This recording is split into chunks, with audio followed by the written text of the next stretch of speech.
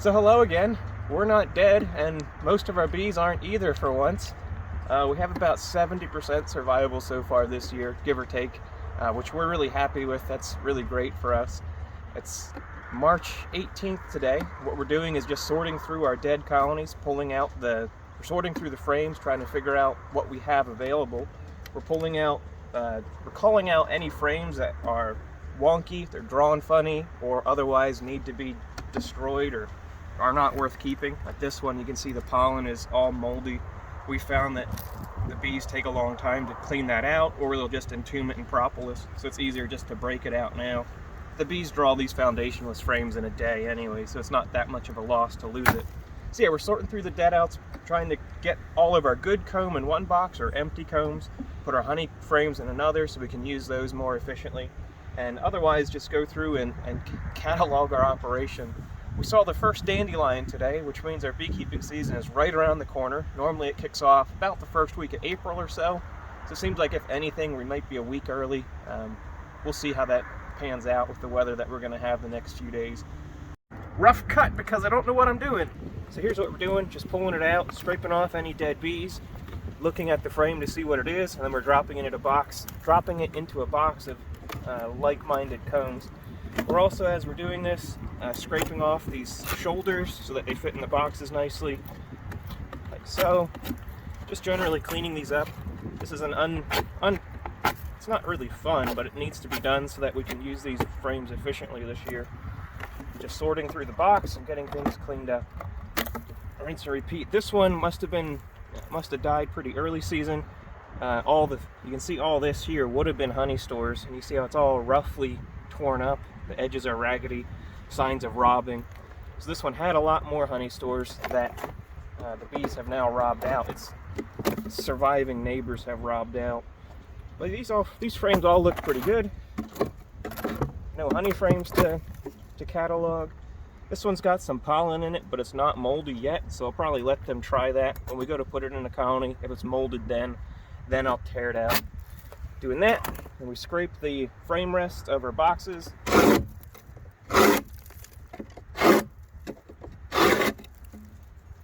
That's so the frames keep fitting in nicely. Strip that off, rinse and repeat with the next box. Pretty simple. Find some interesting frames while you're doing this. This is one that we called the bottom half off of it last year, and they started to draw it. See, it's drone comb on top and worker comb on the bottom. Didn't quite get done. Yeah, it probably had pollen in the bottom of it last year that we cut out. Interesting. This colony here was a late season swarm last year that we knew wasn't going to make it through the winter, so we didn't bother investing any feed into them or anything. And as you can see, they died still in their cluster. So that's a good indication that there's no disease present, because I don't see any sign of dysentery. Varroa would have dwindled down to nothing. It's also, you can see how they're up on top of the top bars here is another factor at play, another variable to consider.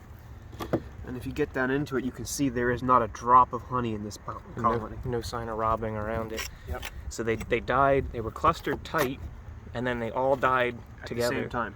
So with no chance of any undertaking happening or any bees taking anything out. Very likely to be a starve out. There's the queen. Right in the center of the cluster. Yeah, and there's no honey. This was a starve out, 100%. So this is the center of the cluster. I scraped all the dead bees that were adhering to the frames off. You can see all these bees with their heads down in the cells, butts up. It's a very classic sign of starvation or a cold kill. Other side's the same way.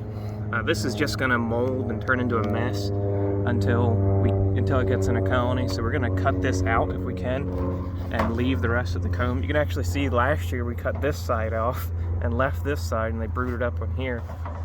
And they redrew this side, so now this year we're going to cycle the other half of this frame out. We'll see. Sometimes this time of year it's very brittle, so sometimes you end up losing the whole thing anyway. I just chop that out. Cold, dry combs. Get rid of it. Maybe save the rest of it. Give them a little bit of a head start on that frame. So this is a frame where the comb would have broken off of the top bar last year. and we rubber banded it in place, and they just attached it to the bottom bar and not the top bar. So you have this weird reverse frame. Well, it's still good. Still good. They'll still put bees in it.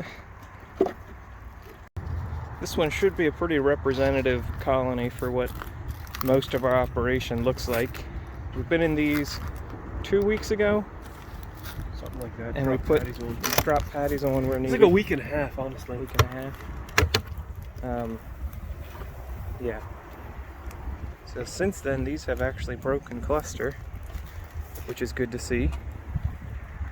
Patty doesn't look heavily touched. Oh, half gone. They're working it. Just the sections that they couldn't get to aren't touched yet. This is a really good colony. Really happy with that. You have them. I kind of want to pull it. Let's see what we see on the brood nest there, yes.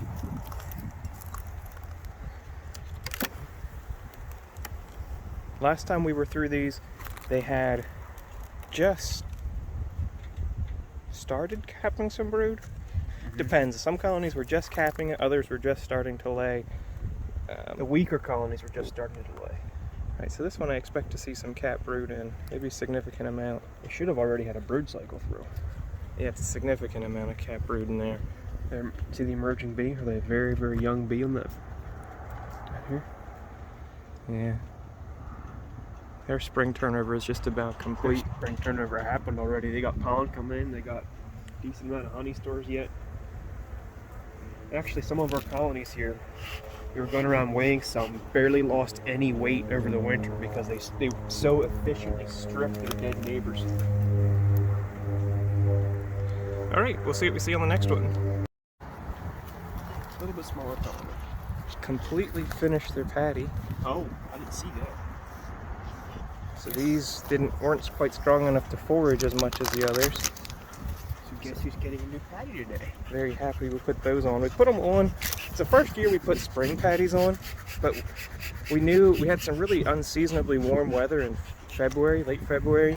So we knew they were going to be starting to brood up. So the thought was, if they're going to brood up anyway, we may as well give them the pollen they need, the protein they need to keep that moving forward when it got cold again.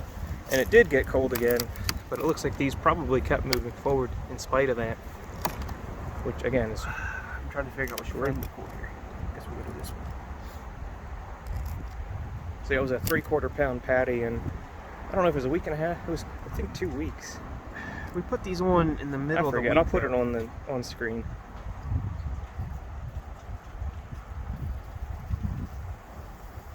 That's the edge of a brood nest. They haven't quite broken as much as the other one has.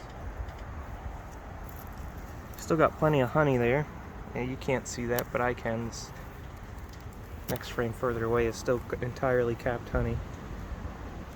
Forgot to grab a frame rest. So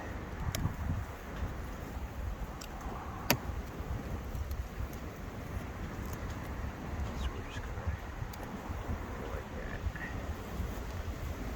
Cap brood. Trying to see if I see any young bees on here. I do, so they're starting to hatch. Great, so they did not, even though it got cold again in early March, they did not pull back. They kept that brood that they were starting in end of February. Great. Now this colony is the healthiest one in our whole operation. I don't even know if healthiest, it's just the biggest. Biggest, strongest. They had gotten a second patty already. When we had gone through these, they were in late February or first week of March, whatever it was. They were a full 10 frame box of bees, which was the only one of those we had. Our bees tend to overwinter on smaller clusters and then build up quickly in the spring. This was a swarm that we caught last year. We're thinking we may have to pull a frame of brood out of this to equalize it with the others. That may not be the case if others have turned, if the brood turnover has happened already with the others, it might not be as critical, but we're going to see what we see here. They certainly need pulled back at some point. It's just a matter of whether or not it's now.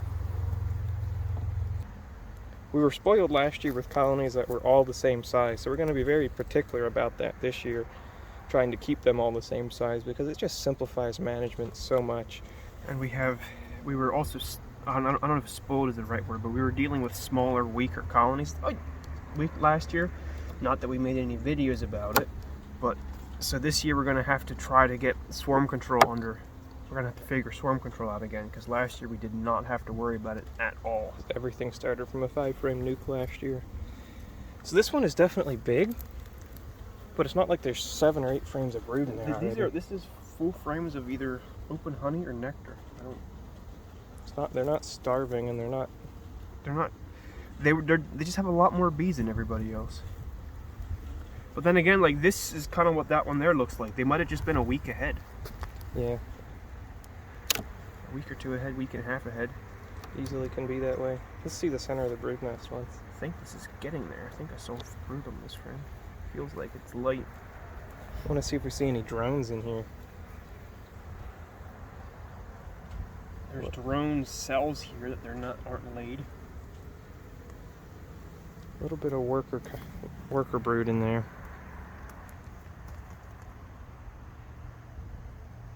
I should have brought it. Just stand it up one end, dude. Huh? Just stand it up one end.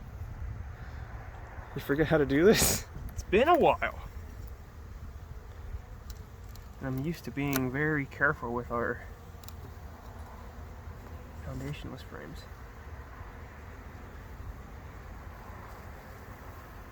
Same deal. So no drones yet.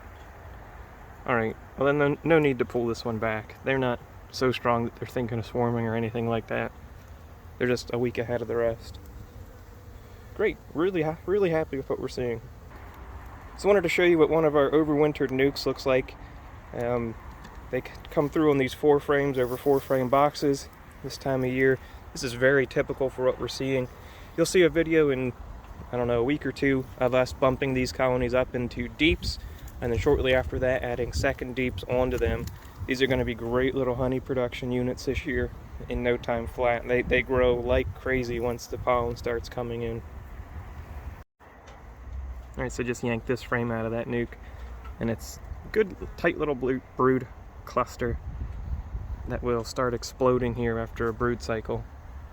They go hand to mouth and they grow as quick as they possibly can.